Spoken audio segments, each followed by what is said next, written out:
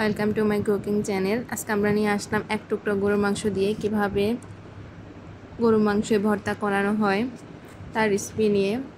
প্রথমে আমি দেখিয়ে দিলাম সে কাঙ্ক্ষিত এক টুকরো গরুর মাংস, তারপরে পেঁয়াজ কুচি, শুকনো লঙ্কা, আপনারা যেমন ঝাল খাবেন তেমনটাই নেবেন, এরপর রসুন কুচি, আদা কুচি, কাঁচামরিচ। এরপর আমরা গরুর মাংসটাকে চপ করে নিব চপিং বোর্ডে। দেখতেই পাচ্ছেন আমি কিভাবে চপ করে নিচ্ছি। আপনাদের কাছে যদি চপিং বোর্ড বা ছুরি না থাকে তাহলে অবশ্যই শিলবাটায় একটু থেতলে নেবেন, মাংসটার মধ্যে যাতে নুন হলুদ মশলাগুলো ভালোভাবে ঢুকতে পারে, তার জন্য এই প্রসেসটা। আর মাংসটা সিদ্ধ হতেও সময় কম লাগবে। এরপরে আমি চুলায় একটি ফ্রাই প্যান বসিয়ে দিলাম। তারপরে আমরা এক এক করে সকল উপকরণ ফ্রাই প্যানের মধ্যে অ্যাড করে দেব। ফ্রাই প্যানটা গরম হওয়া পর্যন্ত অপেক্ষা করব।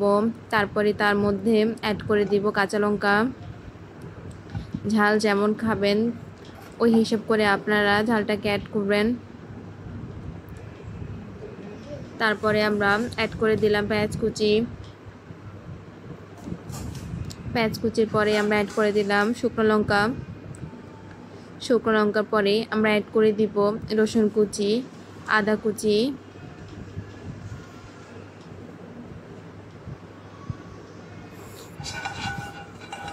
দেখতে পাচ্ছেন রসুন কুচিটা দিয়ে দিলাম,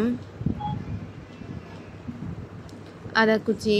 এরপরে আমরা দিয়ে দিব আমাদের চপ করা সেই এক টুকরো গরুর মাংস। এরপরে আমরা সকল উপকরণের মধ্যে অ্যাড করে দিব সাদা তেল। আমার বাসায় সাদা তেল থাকায় আমি সাদা তেলটাই দিলাম। আপনাদের বাসায় যদি সরিষার তেল বা অলিভ অয়েল থাকে তাহলে আপনারা সেটাও ব্যবহার করতে পারেন, কোনো সমস্যা নেই। সরিষার তেল দিলে আরও মজা লাগবে, সুন্দর একটা ঘ্রাণ আসবে। দেখতেই পাচ্ছেন আমি কতটুকু পরিমাণ তেল অ্যাড করেছি।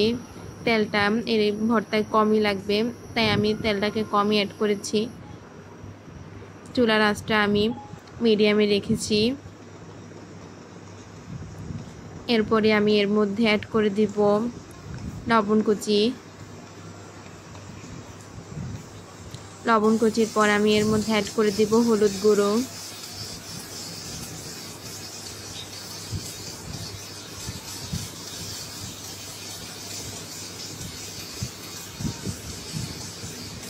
হলুদ গুঁড়োর পর আমি এখানে অ্যাড করে দেব আধা চামচ পরিমাণ জিরে গুঁড়ো। হলুদটাও আমি আধা চামচ পরিমাণ দিয়েছি, যেহেতু ভর্তা রেসিপি তাই হলুদ জিরা গুঁড়ো আমাদের এখানে কমই প্রয়োজন হবে, বেশি দিলে টেস্টটা পরিবর্তন হয়ে যাবে। তাই আধা চামচ পরিমাণে আপনারা হলুদ গুঁড়ো আর জিরে গুঁড়ো দিয়ে দিবেন। দেখতেই পাচ্ছেন আমি সকল উপকরণকে একটু নেড়ে চেড়ে দিচ্ছি যাতে এপিঠ ওপিঠ দুনো পিঠই ভালোভাবে সিদ্ধ হয়।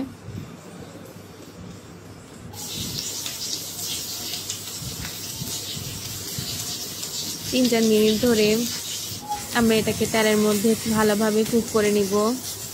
এরপরে আমরা এর মধ্যে আধা কাপ পরিমাণ পানি অ্যাড করে দিব। পানিটা অ্যাড করার কারণই হচ্ছে যাতে গরুর মাংসটা ভালোভাবে সিদ্ধ হয়। গরুর মাংসটা ভালোভাবে সিদ্ধ হওয়ার জন্য আমরা এর উপর ঢাকনা দিয়ে দিব, যাতে দমে গরুর মাংসটা ভালো করে সিদ্ধ হয় এবং এর মধ্যে সকল মশলাগুলা ভালোভাবে ঢুকতে পারে। মিনিট 10 আমরা ভালোভাবে চুলার আগুনটাকে মিডিয়াম ফ্লেমে রেখে সিদ্ধ করে নিব এবং পানি শুকিয়ে তেল ছাড়লে আমাদের ভর্তার কুকিং করার প্রসেসটা এখানেই শেষ হবে। দেখতেই পাচ্ছেন সকল উপকরণ থেকে মশলাটা ছেড়ে দিচ্ছে, তার মানে ভালোভাবে কুক হয়েছে। এরপরে আমরা সকল উপকরণকে ব্লেন্ডার জারে নিয়ে নিলাম। আমরা ভালোভাবে ব্লেন্ড করে নিব। ব্লেন্ডার না থাকলে শিলবাটা বেটে নেবেন, তবে শিলবাটা অনেক টাফ হয়ে যাবে। গরুর মাংস ভালোভাবে ম্যাশ করার জন্য আপনারা অবশ্যই ব্লেন্ডার জার ব্যবহার করবেন। আর লবণটা চেখে দেখে বুঝবেন যে কতটুকু ঠিক আছে কিনা, না থাকলে অ্যাড করে দিবেন। এ হচ্ছে আমার ভর্তার ফাইনাল লুক।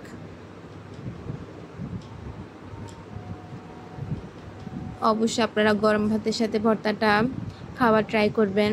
আমি রাত্রিবেলাও গরম ভাত রান্না করে লেগেছি ভর্তাটা করার জন্য, কারণ ভর্তা গরম ভাত ছাড়া অসম্পূর্ণ। আজকে এই পর্যন্ত, সবাই ভালো থাকবেন। আল্লাহ হাফেজ।